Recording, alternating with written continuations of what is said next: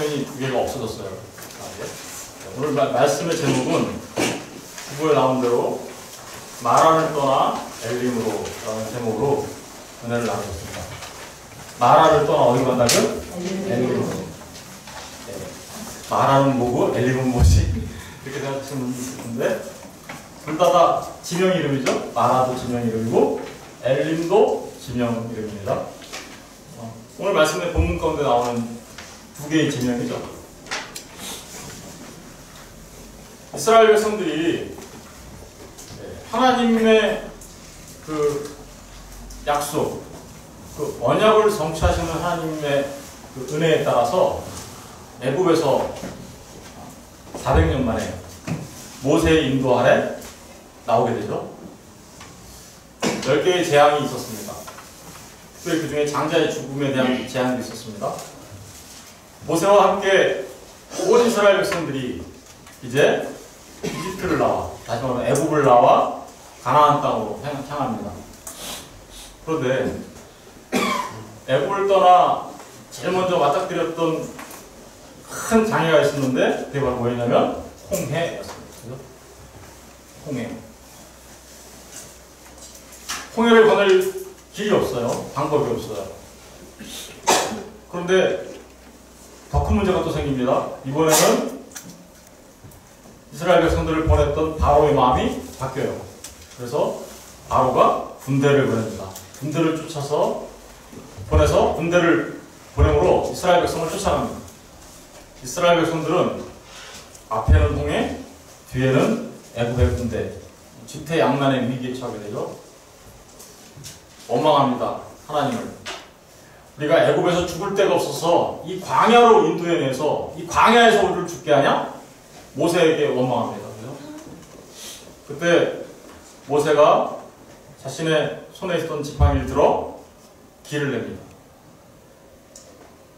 그렇게 원망한 그때에 애굽 군대가 다가오자 원성이 더 높아집니다. 하나님이 홍해를 열기 전에 앞에서 인도에 가던 낮에는 구름기둥, 밤에는 불기둥을 애굽 군대와 이스라엘 백성 사이에 위치하게 하여 더 이상 애굽의 군대가 다가오지 못하도록 막습니다. 마침내 모세가 손을 높이 들어 지팡이를 들어 홍해를 엽니다. 이스라엘 백성들은 그 홍해 바다 밑에 땅이 마른 땅처럼 되었을 때 그 바다를 건너갑니다. 얼마나 놀랐을까요? 얼마나 감격했을까요? 생각해보세요. 400년 동안 포로생활 비슷하게 노예생활처럼 살았던 그 땅에서 나와 가다가 진퇴양난의 위기를 맞았을 때 그 절망, 그리고 하나님에 대한 원망. 그러나 하나님께서 구름기둥과 불기둥으로 막아주시고 또 홍해를 열어 그들이 그 홍해를 마른 땅처럼 건너가게 하셨습니다. 온 백성들이 어땠을까요? 여러분의 인생이 진퇴양난의 위기에 처했을 때 하나님이 그렇게 홍해 바다를 열어주시면 어떠시겠습니까? 정말 그렇게 되길 바라죠? 예. 그렇게 되시길 주님의 이름으로 축원드립니다. 그럼 정말 이스라엘 백성들은 너무나도 감격했어요. 그 감격을 성경은 모세가 노래한 것으로 그리고 미리암이 노래한 것으로 이 앞에 지금 우리가 읽은 본문 앞에서 표현하고 있어요. 모세가 하나님을 찬양하는 노래를 만들고요. 모세의 누이였던 미리암이 또 하나님을 찬양하는 노래를 만들어요. 너무나 감격해서 노래를 만들어서 하나님을 찬양합니다. 모세와 미리암을 대표하는 이 두 사람의 찬양이 어찌 온 이스라엘의 찬양이 아닐 수 있었겠습니까? 모든 사람들이 너무너무 기뻐하고 즐거워하며 그 전능하신 하나님을 맛보고 생각해보세요. 바다가 갈라진 걸 그 사이로 마른 땅처럼 지내왔죠. 구름기둥과 불기둥이 늘 막아주고 있죠. 이런 상황 속에서 얼마나 놀라고 얼마나 기뻐했겠습니까? 그런데 오늘 본문은 이스라엘 사람들이 또다시 원망하는 모습을 볼 수 있어요. 그죠? 또다시 원망합니다. 이스라엘 백성들이 홍해를 건넜어요. 감격 가운데 있었습니다. 그런데 홍해를 건너서 3일 길을 갑니다. 3일 길 가서 수르광야 쪽으로 가죠. 수르광야 쪽으로 가는데 수르광야 쪽으로 가다가 3일 길을 걷는데 물이 전혀 없어요. 광야니까 물이 있을 리가 없죠. 가지고 나온 물은 다 마셨습니다. 이제 더 이상 물이 없어요. 물이 없게 되자 이스라엘 백성들이 어떻게 됐을까요? 애굽에서 자기들을 인도해내신 하나님의 그 능력, 홍해를 가르신 하나님의 능력, 구름기둥과 불기둥으로 지금 인도하시고 있는 하나님은 우리의 자신들의 기억 속에서 싹 사가지고 그냥 목마른 것만 생각나는 거예요. 거기 22절 보세요. 모세가 홍해에서 이스라엘을 어떻게요? 인도하며 그들이 나와서 수르 광야로 들어가서 거기서 자올길을 걸었으나 물을 얻지 못하고 마라에 이르렀더니 그곳 물이 써서 마시지도 못하겠으므로 그 이름을 마라라 하였더라. 백성이 모세에게 원망하여 이르되 우리가 무엇을 마실까 하며. 불과 3일밖에 안 지났어요. 3일 지났는데 물이 좀 없다고. 더더구나 물을 찾기는 찾았어요. 그런데 그 물을 찾아서 마시려고 했더니 그 물이 써요. 아유, 좋은 대학에 들어간 줄 알았는데, 그래서 감사한 줄 알았는데 갔더니 효과가 나하고 전혀 안 맞아요. 원망이 터져 나옵니다. 아유, 이 남자가 난 처음 줄 알고 만났는데 살아보니 유엔수야 라는 생각이 듭니다. 좋은 직장에 들어갔는데 상사들과 주변 사람들이 너무나 나를 괴롭히고 힘들게 합니다. 직장을 얻어서 감사할 때는 언제는 감사했던 그 순간은 까마득하게 잊어먹고 지금 당장에 내 앞에 펼쳐진 그 문제 때문에 괴로워하고 힘들어합니다.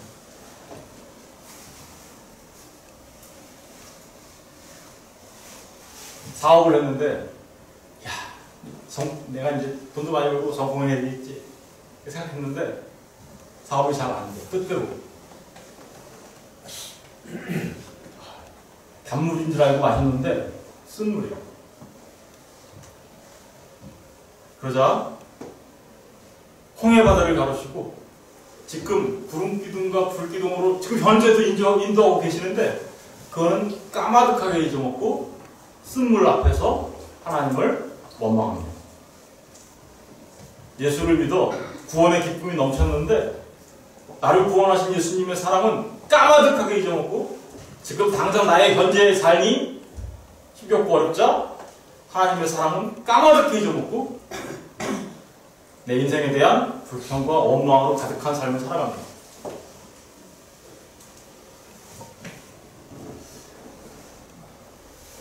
누구의 모습이에요? 3일 만에 이랬어요. 작심 3일도 아니고 3일 만에. 쓴물을 만나자 그 쓴물 때문에 하나님을 원망합니다. 왜 이렇게 될까요? 왜 사람들은 쓴물을 만났을 때 그토록 하나님을 원망하고 하는 걸까요? 여러분, 그것은 이유는 단 한 가지예요. 지금 이스라엘 백성들 앞에 구름기둥과 불기둥이 지금 인도하고 있는 상황이에요. 그런데 쓴물 보고 그러고서는 이 쓴물 때문에 원망하고 있는 거잖아요. 뭘 바라보고 있어요? 그 하나님을 바라보는 게 아니라 지금 내 안에 나를 바라보고 있기 때문에 여러분 원망이 터져나오는 거죠.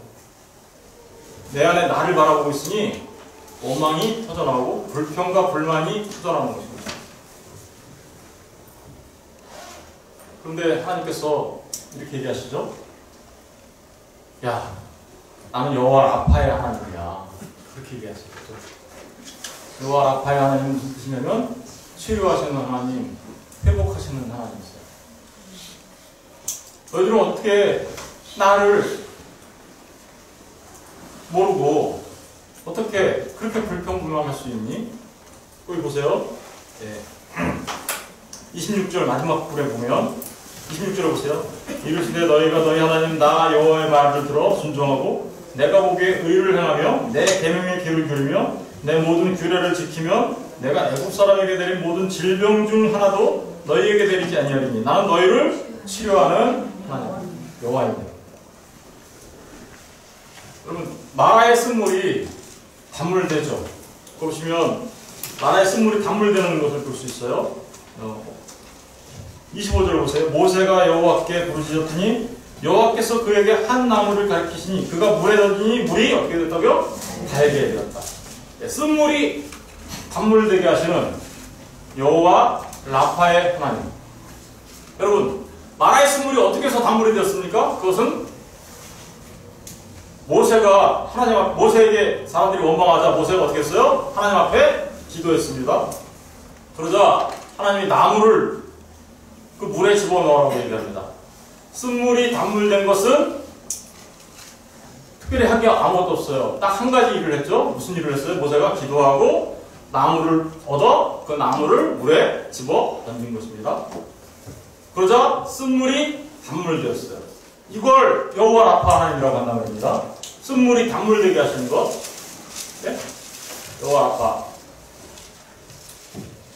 여러분 저와 여러분의 인생이 때로는 지금 주님이 하나님이 우리를 인도해 가시고 계시는데 지금 구름기둥과 불기둥으로 인도해 가시는데 때로는 우리가 쓴물 만날 수 있어요.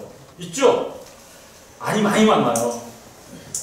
그때마다 그 쓴물을 바라보고 원망하는 자가 아니라 그 쓴물을 단물로 변하게 하는 하나님을 바라봐야 한다는 말의 의미가 지금 나무라는 그 말 안에 들어있는 거예요. 나무. 여러분 나뭇가지가 상징하는 바가 있어요. 나뭇가지는 이제 좀 있으면 알게 되겠지만 십자가와 예수 그리스도를 말하는 거예요. 여러분 여호와 라파의 하나님을 경험하려면 어떻게 해야 할까요? 나뭇가지를 우리 쓴물의 인생에다가 던져 넣어야 하는 것이죠. 어떻게 던져 넣을까요? 그것은 여호와 라파의 하나님이 내가 너의 여호와 라파의 하나님이 될 거야 라고 약속할 때 뭐라고 약속했습니까? 26절에 보면 25절 마지막 부분에 보세요. 여호와께서 그들을 위하여 뭘 주셨대요? 법도와 율례를 정하시고 그들을 시험하실세 이르시되 너희가 너희 하나님 나 여호와의 말을 들어 순종하고 내가 보기에 의를 행하며 내 계명의 길을 기울이며 내 모든 규례를 지키면 내가 애굽 사람에게 내린 모든 질병 중 하나도 너희에게 내리지 아니하리라. 무슨 얘기하는 거예요 지금 이게? 법도와 율례를 주시면 그 법도와 율례대로 순종하는 삶 이걸 말하는 거죠. 여러분 우리의 쓴물된 인생에 예수 그리스도와 십자가를 던져놓는 나뭇가지를 던져놓는 일은 하나님의 말씀 앞에 순종하는 삶이에요. 하나님의 말씀 앞에 순종하는 것이 쓴물의 인생에 나뭇가지를 던져놓는 일이란 말이에요. 여러분 십계명은 언제 주셨어요?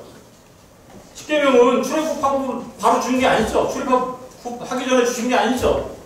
그리고 언제 주십니까? 이스라엘 백성들이 이로부터 출애굽한 지 약 3달쯤 지났을 때 시내산에 이르렀을 때 그때 주신 게 십계명이었어요. 그죠? 십계명이었는데 이미 벌써 뭘 줬대요? 법도와 율례를 어떻게요? 정하셨다. 십계명 받은 적이 없는데 법도와 율례를 정하셨다고 얘기해요? 예. 하나님께서 법도와 율례를 이미 주셨어요. 그걸 우리가 어떻게 알 수 있냐면 십계명 전체를 다 주신 게 아니에요. 딱 2개의 계명만 주셨어요. 그 2개의 계명은 뭐였냐? 안식일을 지켜라. 그리고 부모를 공경해. 2가지. 딱 2개의 계명을 줬어요. 우리가 어떻게 알 수 있냐? 신명기에 가서 보면 알아요. 신명기 5장 12절에 보면 내 하나님 여호와가 내게 명령한 대로 안식일을 지켜 거룩하게 하라. 1계명, 2계명, 3계명, 그 다음에 4계명, 5계명 빼고 6, 7, 8, 9, 10까지는 내 하나님 여호와가 내게 명령한 대로라는 말이 없어요. 그런데 내 하나님 여호와가 내게 명령한 대로라는 말이 들어간 데가 딱 2군데예요. 뭘까요? 안식일을 지켜. 그리고 내 부모를 공경해. 이거예요. 그러니까 십계명을 주시기 전에 벌써 이미 2개의 계명을 주셨어요. 왜 안식일을 지키는 게 그렇게 중요할까요? 여러분, 쓴물 인생을 단물 인생 되게 하는 것은 안식일을 지키는 거예요. 안식일을 지킨다 그러니까 그러면 주일 성수 열심히, 예, 맞아요. 그런데 왜 그게 우리를 쓴물 인생을 단물 인생으로 만들까요? 안식일을 지킨다는 얘기는 뭔가요? 예, 안식일을 지킨다는 얘기는 바로 그 창조주 하나님을 바라본다는 얘기예요. 그리고 안식일을 지킨다는 얘기는 애굽에서 우리를 구원해내신 구원의 하나님을 바라본다는 거예요. 여러분, 창조주 하나님을 기억하고 구원의 하나님을 바라보는 것, 그게 나뭇가지를 쓴물에 던지는 거예요. 여러분, 나뭇가지를 쓴물에 던졌을 때 단물됐다고 했잖아요. 그 창조주 하나님, 그 구원의 하나님, 그분이 누구예요? 십자가에 달리신 우리 주 예수 그리스도입니다.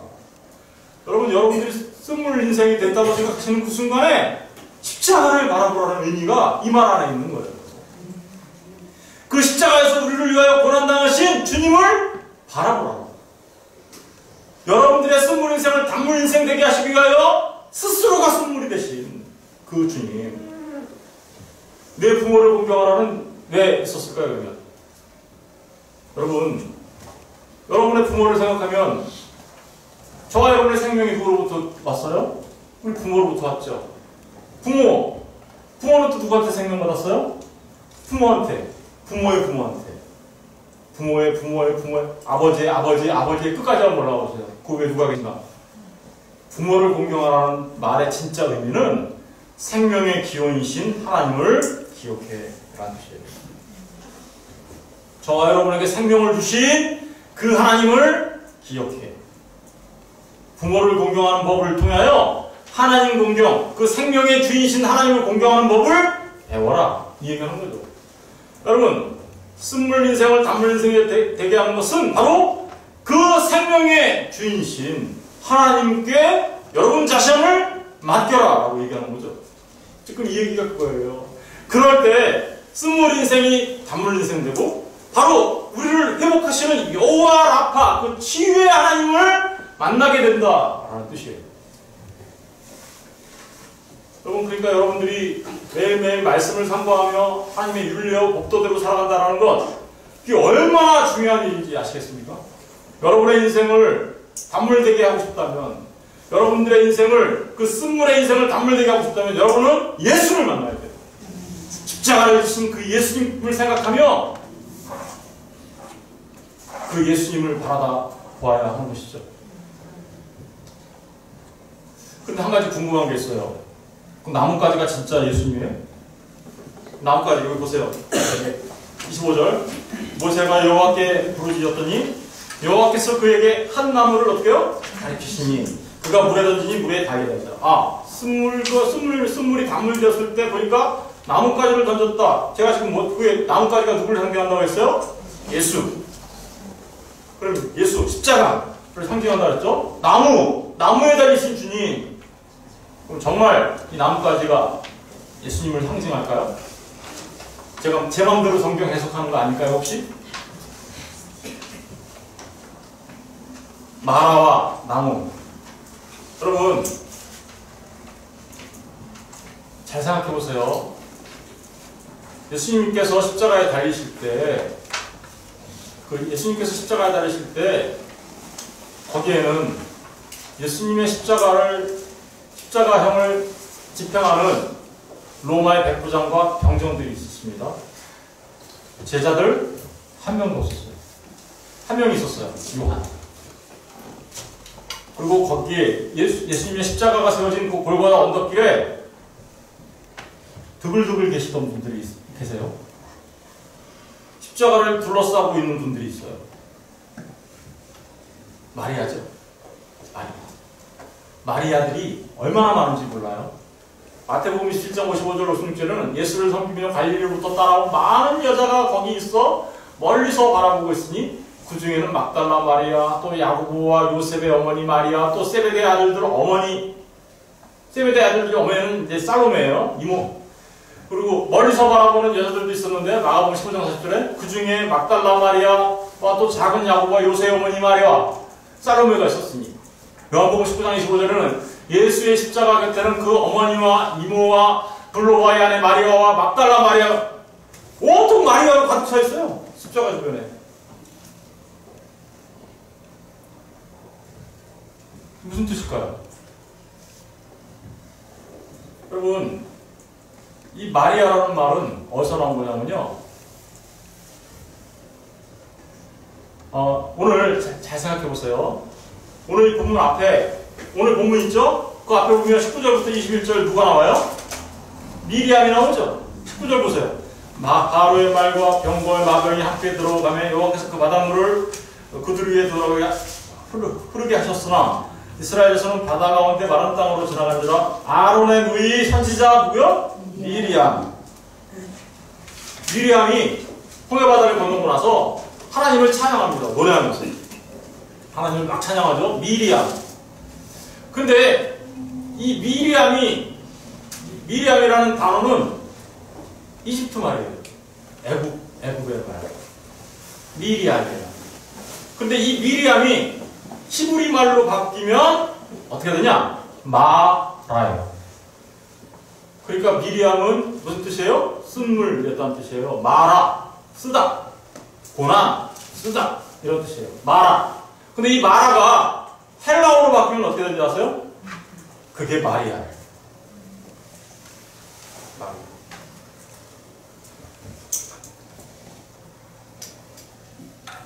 여러분, 생각해보세요. 골고다 언덕에 서 있는 십자가와 예수, 그리고 그 주변에 있는 마리아. 오늘 마라의 쓴물에 던져진 나뭇가지. 그 나뭇가지가 지금 마리아로 둘러싸여 있는 그곳에 세워진 십자가를 상징하고 있잖아요. 여러분, 미리암 얘기가 나오고 왜 마라 얘기가 나오는지 알겠어요? 예, 미리암이 곧 마라였거든요. 그가 하나님을 그냥 홍해바다 갈라진 거 보고 청나랑 놀라서 찬양했어요. 그런데 조금 목마르고 쓴물이 나타나자 내 인생은 쓴물이네. 그런 인생을 위해서 십자가가 던져진 거예요. 골고다 언덕에 지금 마리아들로 둘러싸고 있는데 그 마리아들로 둘러싼 정 가운데 십자가가 세워지고 주님이 그곳에 달려있어요. 여러분, 그 마리아들이 누구예요? 저와 여러분을 상징하는 거예요. 죄와 허물로 죽어서 쓴물이 되어 살아가고 있는 우리네 인생, 멸망받아 마땅한 쓴물들, 그 쓴물들을 단물 내게 하시기 위하여 주님이 골고다 언덕에서 십자가로 세워주신 거예요. 거기에 달리신 거죠. 이 얘기는 여기서 끝나지 않아요. 이 얘기는 룻기에서도 똑같이 나와요. 룻기에 가면 우리 한번 읽어볼까요? 시작. 나오미가 그들에게 이르되 나를 나오미라 부르지 말고 나를 마라라 부르라. 이는 전능자가 나를 심히 배우게 하셨습니다. 나오미가 누구냐면 에비멜렉이라는 사람과 결혼한 이스라엘 사람이에요. 먹을 게 없고 흉에 일자 이 사람이 하나님을 떠나 모압 땅으로 갑니다. 모압 땅으로 가요. 모압 땅으로 갔다는 건 하나님을 떠나갔다는 뜻이에요. 하나님을 떠나가자 에비멜렉 자기 남편이 죽어버립니다. 두 아들 말론과 기론이 있는데 말론과 기론도 죽습니다. 더 이상 모압 땅에 살아야 될 희망도 없고 소망도 없습니다. 나옴이라는 얘기는 기쁨이라는 뜻이에요. 그런데 모압 땅으로 하나님을 떠나 살았던 나옴이, 그 기쁨, 그가 하나님을 떠나 모압 땅으로 가자 하나님은 그 인생을 마라가 되게 하십니다. 그죠? 하나님을 떠나자. 그가 다시 룻이 모압 땅에서 이스라엘 땅으로 돌아옵니다. 이스라엘 땅 어디로 돌아오냐? 베들레헴으로 돌아오죠. 베들레헴. 예수님이 탄생한 그곳 돌아오게 됩니다. 그 돌아올 때 며느리 한 사람이 따라왔어요. 두 사람의 며느리가 있었죠. 오르바하고 룻. 오르바는 자기 길을 갔습니다. 룻은 어머니의 하나님이 내 하나님이 된다라고 하면서 룻이 따라오게 됩니다. 그런데 룻이 그 마라 같은 인생이죠. 기쁨이 사라진 나오미가 아니라 마라의 인생을 살던 그 룻과 나오미, 이 이름만 나옴이지 실제 삶은 어땠어요? 마라였단 말입니다. 그런데 그들이 다시 베들레헴 땅으로 들어와서 하나님을 떠났다가 하나님께로 다시 돌아왔다는 뜻이에요. 베들레헴 땅으로 돌아와서 누굴 만나요? 룻이 보아스를 만나요. 여러분, 보아스는 우리 주 예수 그리스도를 상징하는 거예요. 룻은 교회를 상징하는 겁니다. 그 마라와 같은 인생으로 변한 나오미, 그가 룻을 통하여 룻이 보아스를 만나자 누구를 낳아요? 아들을 낳습니다. 그래서 나오미가 마라였다가 다시 나오미로 회복되는 게 그게 룻기예요. 그래서 그 룻기를 통하여서 누가 나와요? 네, 이새가 나오고 다윗이 나오고 다윗을 통하여 누가 나와요? 예수 그리스도가 이 땅에 오시는 거거든요.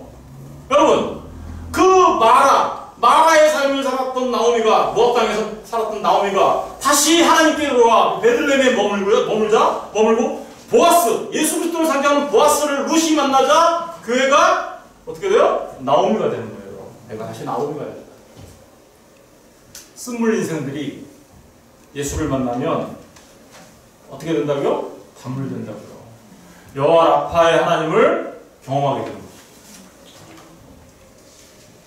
똑같은 얘기하고 있는 거예요. 십자가를 둘러싸고 있는 마리아의 얘기와 룻기에 나오는 나오미와 마라에 관한 이야기가 똑같은 얘기를 하고 있는 거예요. 이사야서 53장 4, 5절에 이렇게 되어 있습니다. 그는 실로 우리의 질고를 지고 우리의 슬픔을 당할 거늘 우리는 생각하기를 그는 징벌을 받아 하나님께 맞으며 고난을 당한다 하였다. 그가 찔림은 우리의 허물 때문이요 그가 상함은 우리의 죄악 때문이라. 그가 징계를 받음으로 우리가 뭘 얻었어요? 평화를 얻었고, 그가 채찍에 맞음으로 우리는 뭐 얻었어요? 나음. 여호와 라파. 여러분, 오늘 마라의 쓴물에 던져졌던 그 나뭇가지는 골고다 언덕에 세워졌던 십자가와 그곳에 달린 우리 주 예수 그리스도를 그대로 말해주고 있는 겁니다. 쓴물 인생들, 단물 인생들이 하시려고 스스로가 쓴물을 마신, 그죠? 그분이 우리 주 예수 그리스도입니다. 그런데 이렇게 그 나뭇가지를 나의 인생, 이 쓴물 인생 가운데 나뭇가지를 던진 사람들, 그 사람들만 엘림에 이르릅니다. 어디 읽어보세요. 보세요. 27절 보세요. 27절 다시 읽어볼게요. 시작. 그들이 엘림에 이르니 거기에 물샘 열들과 중년함을 이룬 그가 있는지라 거기에 그 물결에 장막을 여기 보니까 마라에 있던 이스라엘이 어디에 이르렀어요? 엘림에 이르렀대요. 네. 쓴물 인생인 줄 알고 계속 거기 머물러 있을 줄 알았는데 봤더니 엘림에 이르렀어요. 엘림. 여러분, 엘림이 무슨 뜻이냐면요, 이런 뜻이에요. 숫, 양. 큰 상수리 나무. 능력. 누구 같아요? 순양이 누구예요? 예수님을 말하고 있는 거죠. 근데 그 엘림이 예수님을 상징하고 있어요. 순양, 큰 상수리 나무, 능력의 나무라는 뜻이에요. 그런데 이 엘림에 갔더니 뭐가 있대요? 지금 12 운물, 그 샘물 12개가 아니라 정확하게 운물 12개예요. 그리고 뭐가 있대요? 종려나무 70개. 여러분, 이스라엘 백성들이 나뭇가지가 던져지자 어디에 이르렀다고요? 엘림에 이르릅니다. 쓴물 인생들이 단물 인생으로 변하고 나서 도착하는 곳이 어디예요? 엘림. 엘림은 어딜까요? 여러분, 지금 이 마라에서 엘림까지를 바로 우리 신앙의 여정을 지금 얘기하고 있는 거예요. 신앙의 여정. 우리가 마침내 쓴물 인생이었다가 그 쓴물 인생 가운데 나뭇가지, 우리 주 예수 그리스도가 던져지자 우리 인생이 어디에 도착한다고요? 엘림에 도착하는 거예요. 엘림이 그런 상징하는 데가 어딜까요? 아이고, 설교 끝. 더 이상 안 해도 되겠네요. 어떻게 거기가 천국이에요? 예. 지금 조금 더 자세히 설명해 드릴게요. 엘림에 갔더니 우물이 있죠? 우물이 뭔데요? 목마른 자들에게 생수를 주는 곳이죠. 생명을 주는 곳이죠. 우물가의 여인에게 주님이 뭘 주셨어요? 네가 영원히 목마르지 않는 물을 만나게 될 거야. 그 얘기하시죠. 네, 우물. 거기에는 생명이 모여 사는 곳입니다. 생명이 있는 곳입니다. 그런데 몇 개가 있다래요? 12개. 12개가 상징하는 게 뭘까요? 1년 몇 달이에요? 1년이 완성되려면 12개 있어야 돼요. 여러분, 요한계시록에 가면요, 12에 관한 내용들이 너무나 많이 나와요. 그냥 볼까요? 예, 요한계시록의 21장 10절, 21절 하면 이렇게 하면 성령으로 나를 데리고 크고 높은 산으로 올라가 하나님께로부터 하늘에서 내려오는 거룩한 성 예루살렘을 보이니, 거룩한 성 예루살렘은 천성이죠.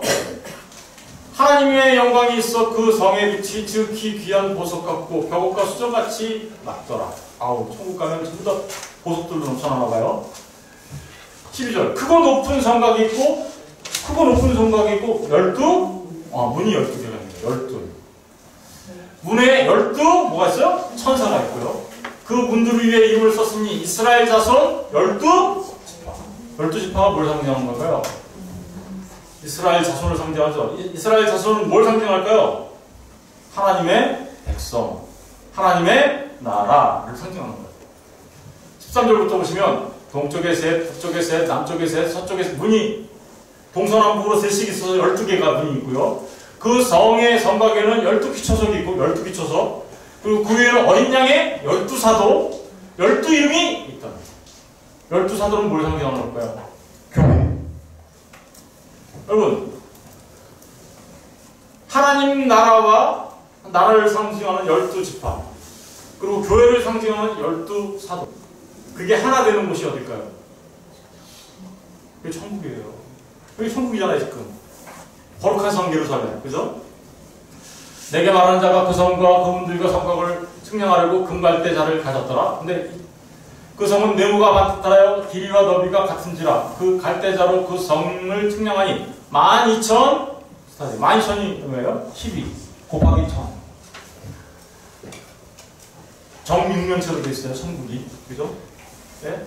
길이가 12,000스타, 길이와 너비와 높이가 같대요. 그러니까 정육면체로 되는 거죠. 상징하는 게 있어요. 네. 정육면체, 지성소를 상징하는 거예요. 하나님이 계시는 것. 그리고 그 성곽을 측량함에 144규빗. 144는 뭐예요? 12 곱하기 12.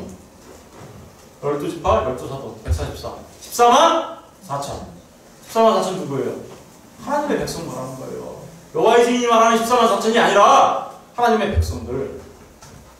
그 성곽은 벽곡으로 쌓였고 그 성은 정금인데 맑은 유리 같더라. 그 성의 성곽의 기초석은 여러 가지 보석들이 나와요. 12번째 보석이 몇 개가 나왔어요 지금? 12째. 12문, 12진주. 아, 이게 뭡니까? 천국은 처음부터 다 뭘로? 12. 여러분, 12이라는 단어는 완성 말하는 거예요. 완성. 천국을 상징하는 거죠. 그러면 엘림이 지금 뭐라는 거예요? 여기가 하나님 나라, 천국을 상징하고 있다는 거예요.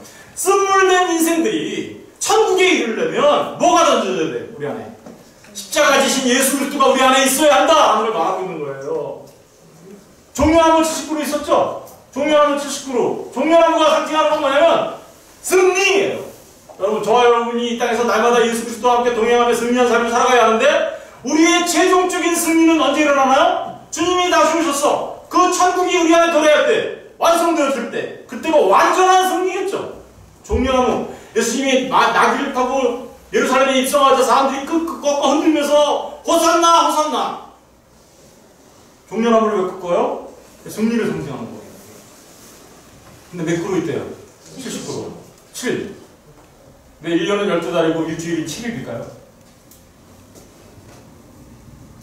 7은 뭐예요? 하나님 나라의 완성이었잖아요. 안식이었잖아요. 그죠?